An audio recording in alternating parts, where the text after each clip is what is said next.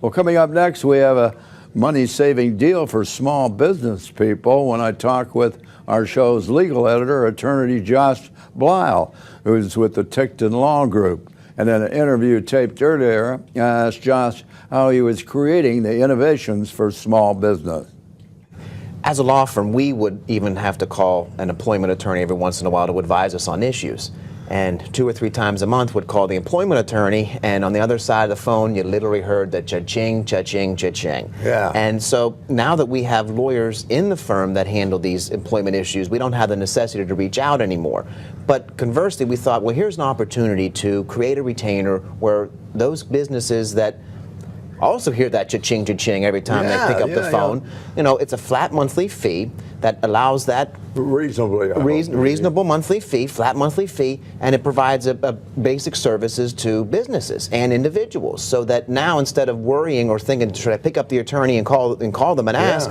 Now the hesitation's gone. In fact, the clients are almost incentivized to pick up the phone and call and ask these questions because they've paid for that already. Yeah, you know, you get the small business guy out there, you know, the gas station owner, the convenience store owner, the landscape guy, you know, the car wash guy, all these small businessmen, you know, they don't want to call lawyers because they know, my God, it's $200 or $300 an hour I'm going to get clipped, you know, and I can't afford it, and then they let things go, and then it gets really messed up.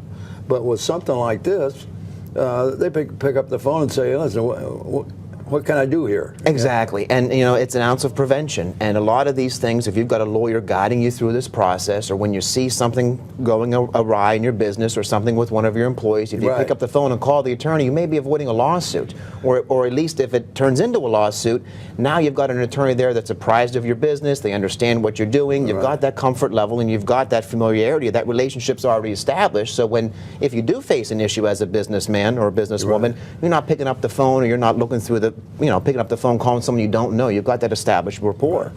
You know, a lot of small business, you know, if you've terminated an employee and it's in a wrong situation, you're letting yourself wide open to a lot of hassle and situations that you're going to really be expensive. Yeah, and sad to say, there are some lawyers out there that actually look for an opportunity to sue an employer. And the truth be known, there are some employees that actually look for an opportunity to file a lawsuit. So these are issues that businesses face, whether they're big or they're small. And oftentimes we think, well, it's the IBMs and it's the Ciscos that face these problems. But like you mentioned, it's the guy that owns the gas station, it's the person that has a retail operation in an outlet mall or something. They have the same problems. It's just they don't have the resources that IBM or Cisco does.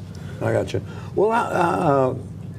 Well, how did you decide to come up with something like this? This is pretty innovative. Well, I can't take the credit for it. That was actually Peter Ticktin's idea. It was Peter's idea, but we saw the need, and that's really what we've been doing as a law firm. We're known for our foreclosure litigation, and similarly, that we saw the need for representation, cost-effective legal representation, and now we've taken that idea and applied it to the business world, and it's worked out wonderfully so far. Well, you know, it's a terrific idea.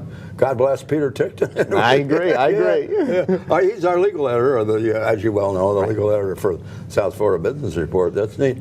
Well, you know, you talk about foreclosure defense. How are things going with that now? Well, it's in a state of flux, and you know, everyone thought, or most people thought, boy, this crisis was behind us. But even the courts are not dealing with this. There's been some cases coming out of some different districts interpreting the statute of limitations. Hopefully, this is something we can all put behind us. We've always looked at it as in our law firm as a snake that ate a large elephant, and you know, eventually this elephant will pass through the system, but it just seems to be lingering on. And you know, there's still some issues, legalities going through the courts regarding who has the ability to foreclose.